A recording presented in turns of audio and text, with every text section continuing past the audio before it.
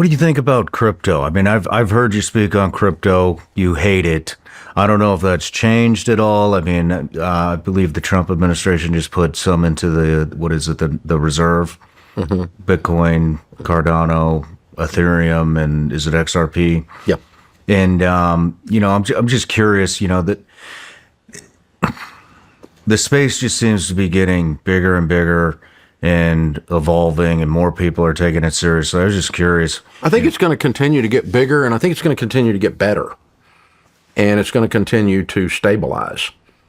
I mean, it was a volatile Wild Wild West crap show for a long time, and it kind of still is, really, but it's not nearly as bad as it was when we first started talking about the subject. So I think it's getting better. It's getting more sophisticated. It's probably, therefore, getting safer. But even when it stabilizes and becomes more normalized, so to speak, and it's got a little track record to it, and you can look back and go, okay, the last 15 years, here's what it's done, not the last 15 days, then you still got to say, okay, what do I want to invest in? And what happens with people with gold or crypto or a lot of other things is they confuse the concepts of speculating versus investing. And that's why I've come out so hard on crypto, because I have people calling and saying, I'm not doing investing, I'm investing in crypto, which is an oxymoron. You can't. The only thing you could do in crypto is to speculate. The only thing you can do in gold is to speculate. Speculating is a short-term play.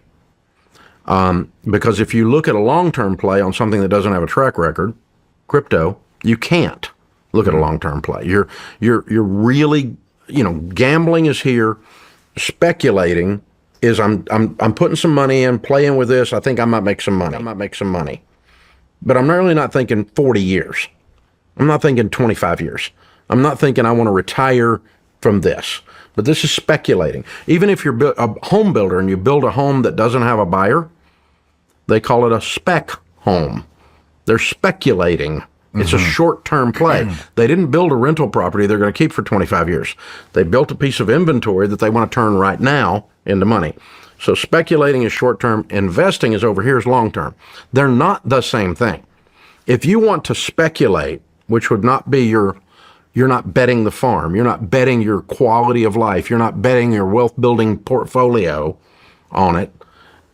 I've got friends that are worth $100 million, and they've got, they put $1 million in crypto. But if they burned $1 million in the middle of their kitchen floor, they won't miss it, ratio-wise. That's speculating, and that's a proper view of that. If you want to do that, I'm not going to yell at you about it.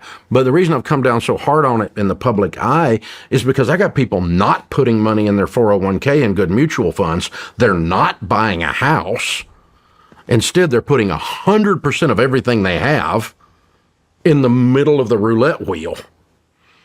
And that's stupid. That's just ridiculous. You wouldn't do that with anything that doesn't have a long, wonderful track record. And generally where you want to be with investments, what Buffett talks about is true. I want an investment that is creating wealth, not changing in price. There's a difference. So when Home Depot stock goes up or Apple stock goes up, it's because they made a profit. It's because they put products in the marketplace. There was wealth created. When crypto goes up or gold goes up, it's just because somebody else wanted it more. It's not creating anything. It's what's called a commodity. And so you speculate on commodities. If you wanted to buy futures in corn, or if you remember the old movie with Eddie Murphy, Trading Places, right? Or frozen orange juice futures or something stupid. Was that what that was? It's kind of funny. But, if you want to play if you want to day trade in stocks, that's speculating. It's a short-term play, and it's just right over here next to gambling. It's not what you would do for your long-term, and so it should be money that you could set fire to. Okay. And you'd be okay with it. If you do that, then you can talk about, okay, how does Bitcoin work? What is the actual chain? How's the whole thing? Yeah, sure, I get all that. That's not the issue. The issue is I talk to 26-year-olds who go, I've invested everything I have in Bitcoin, and it's $50,000, and I don't have anything else but that. Well, why didn't you go to Vegas? Same dadgum deal, man. I mean, you know, if you're pretty good at Texas Hold'em, you probably got as good a shot as you do at Bitcoin.